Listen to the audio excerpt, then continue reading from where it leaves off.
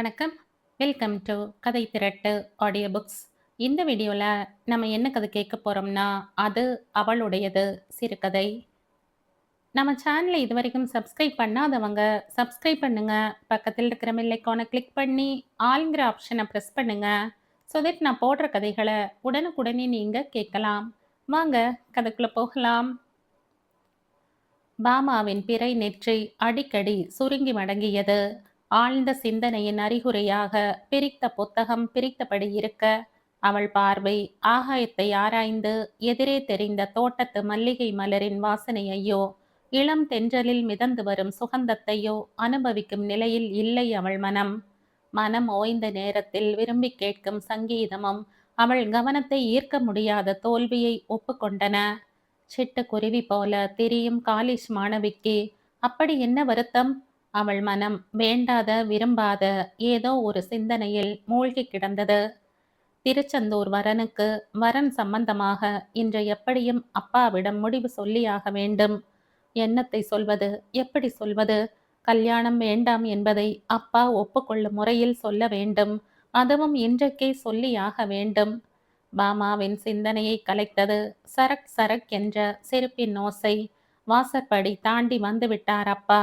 இனி அவள் சிந்தனைக்கு முற்றுப்புள்ளி குத்த வேண்டியதுதான்.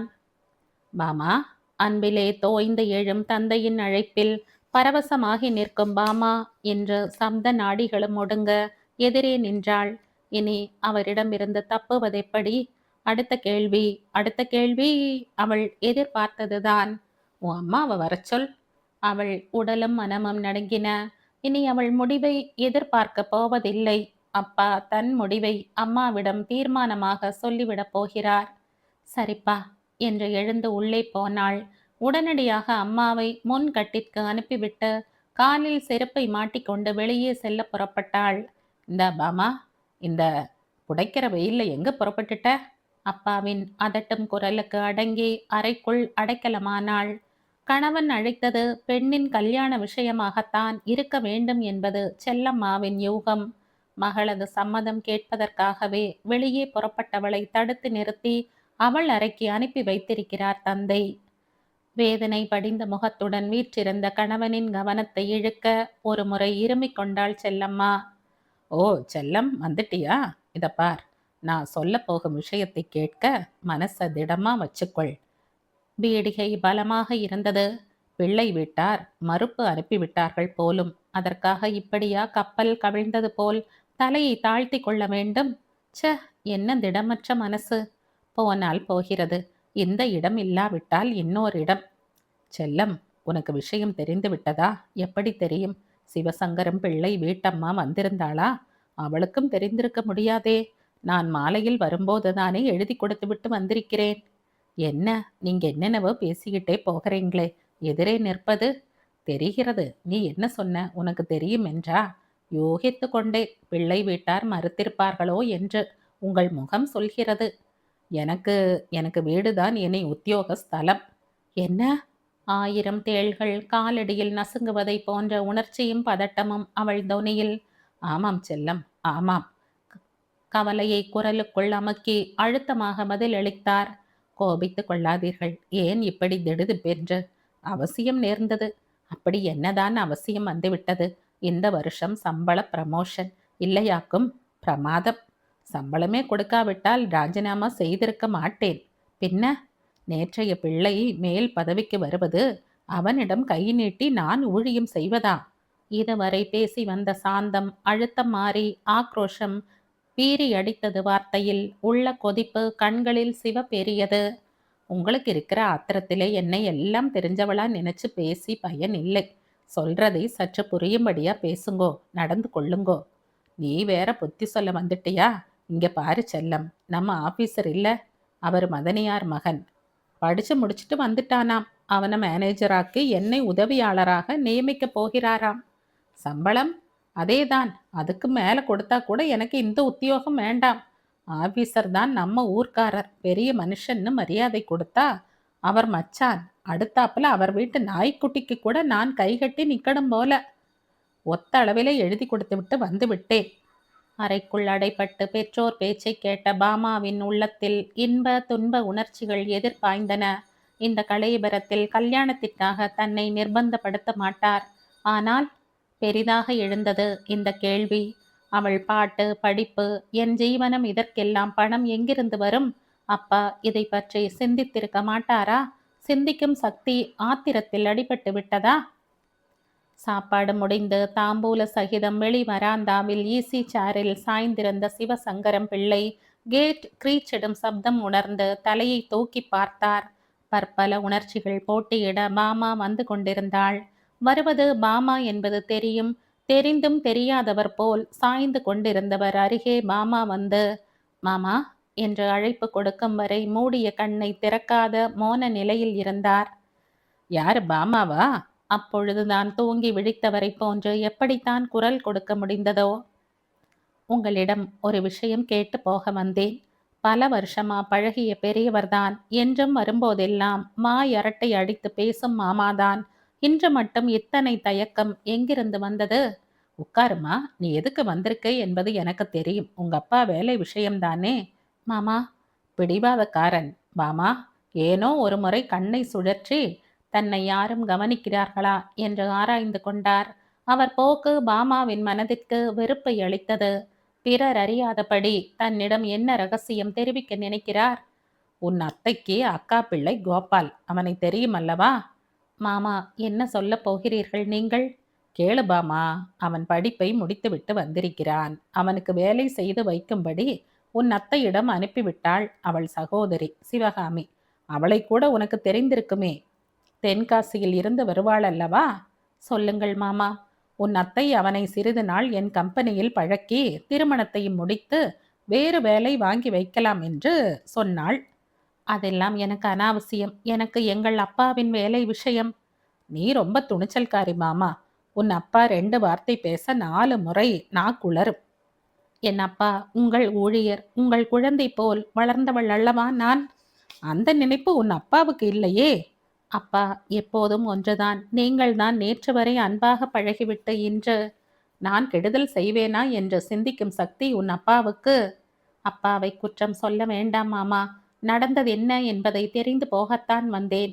அதுவும் நீங்கள் என் அப்பாவின் மேல் அதிகாரி என்ற முறையில் அல்ல, எங்கள் குடும்ப.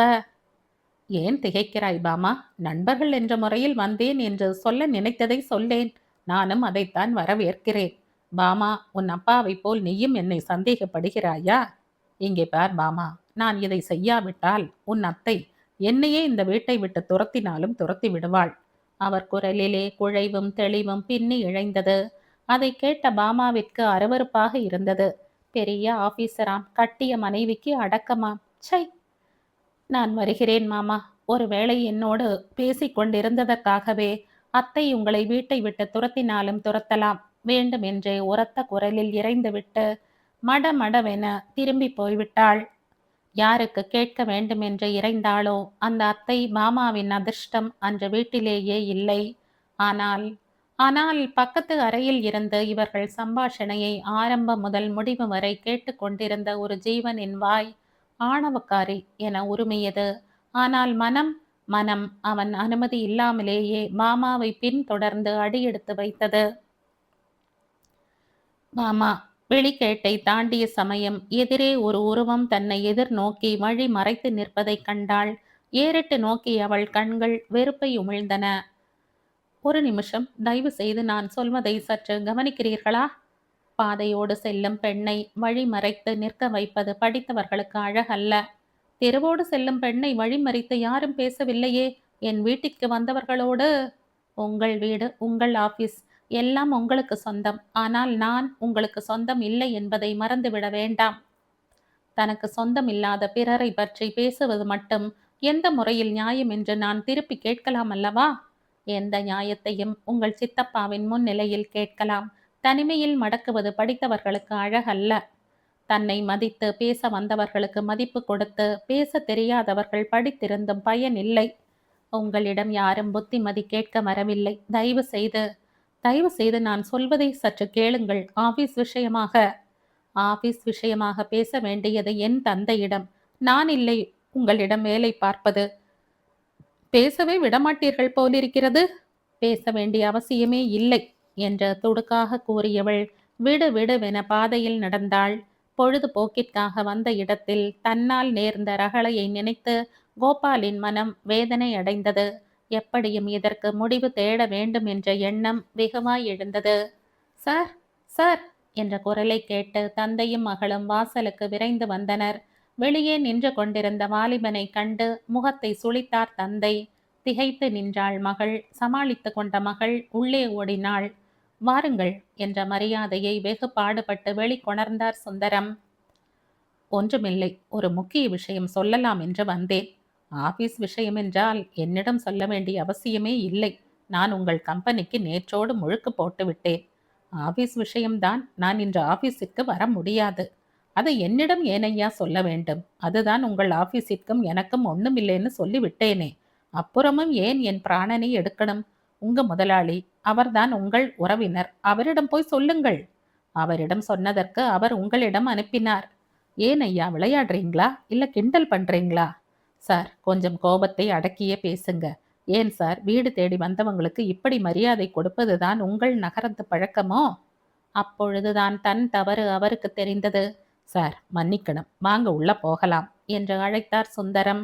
பரவாயில்ல, எனக்கு ஒரு அவசர காரியம். என் ஊருக்கே போக போகிறேன். எனக்கு ரயில்வேயில் ஆர்டர் வந்திருக்கிறது. வேலை கிடைக்கும் வரை சித்தப்பா கம்பெனியில் பொழுதுபோக்காக வேலை கற்றுக்கொள்ளலாம் என்று வந்தேன். அதனால் உங்களுக்கு மிகுந்த மன வருத்தத்தை அளித்து விட்டேன் என்று அறிகிறேன். உங்கள் அதிர்ஷ்டம் வேண்டும் என்று இந்த இடத்தை அழுத்தி சொன்னான். சீக்கிரமே எனக்கு ஆர்டர் வந்துவிட்டது. சுருக்கென்றது மூர்த்திக்கு. சார், ஏதோ தெரியாத்தனமாக. நானும் தெரியாத்தனமாகத்தான் வந்து மாட்டிக்கிட்டேன்.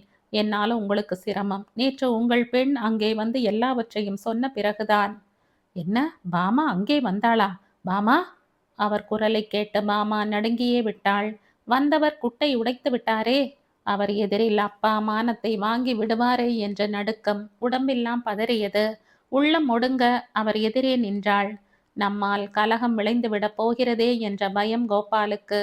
சார், சார், வந்து வந்து நீங்க சும்மா இருங்க சார். ஏம்பாமா, நேத்து நீ இவர்கள் வீட்டுக்கு போயிருந்தியா? அப்பனுக்கு வேலை பிச்சை வாங்கி வைக்க போனாயா? இல்லப்பா. இல்லையாவது நொல்லையாவது? சார், இங்க பாருங்க, உங்க விசாரணையை அப்புறம் நடத்துங்கோ. அந்நியர்கள் எதிரில் தன்னை சார்ந்தவர்களை மட்டும் திட்டுவது படித்தவர்களுக்கு அழகல்ல. இரண்டாவது தடவையாக தன் தவறை உணர்ந்தார் சுந்தரம். சார், எனக்கு கம்பெனி வேலைகளில் எல்லாம் பழக்கம் கிடையாது, பொறுமையும் கிடையாது. அதற்கு உங்களைப் போன்ற திறமைசாலியும் அனுபவஸ்தர்களும் தான் தேவை. இதை சித்தப்பா உணரும்படியாக நன்கு எடுத்து சொன்னேன். சுந்தரத்தின் உச்சி ஒரே அடியாக குளிர்ந்து விட்டது. உள்ளத்தில் விழுந்த குளிர்ச்சி உடலெல்லாம் பரவி அவர் பேச்சிலும் குழைவை கொடுத்தது. தம்பி, உங்களை என்னவோன்னு நினைச்சேன். நீங்கள் நன்கு அனுபவம் தெரிந்தவர்களாக இருக்கிறீர்களே. அவர் பேச்சுக்கு முற்றுப்புள்ளி வைப்பது போல சிவசங்கரம் அங்கு தோன்றினார். வந்தவர் சும்மா இருக்கவில்லை. சுந்தரம், உங்க மருமகன் மிக்க திறமைசாலி என்பது உம்மை தேடி வந்திருப்பதில் இருந்தே தெரியவில்லையா? சாயந்தரம் நான் வந்து பெண் கேட்கப் போவதாக சொல்லி இருந்தேன். அவனானால் என்னை முந்திக் கொண்டு நேரடியாகவே வந்துவிட்டான் பெண் பேச. சித்தப்பா, நான் அதற்காக வரவில்லை சித்தப்பா என்று அவன் வாய் பேசினாலும் மனம் அவர் பேச்சை ஆமோதித்தது. சுந்தரமூர்த்திக்கு ஏற்பட்ட ஆச்சரியத்தை அளவிட்டு சொல்ல வார்த்தை கிடைக்கவில்லை. அதைவிட ஆச்சரியம் கோபால் ரயில்வே வேலை கிடைத்ததாக சொன்னது பொய். மாமனாருக்காக கிடைத்த மேனேஜர் பதவியை விட்டு கொடுத்த பெருந்தன்மையை நினைத்து நினைத்து பெருமிதம் கொண்டார் சுந்தரம்.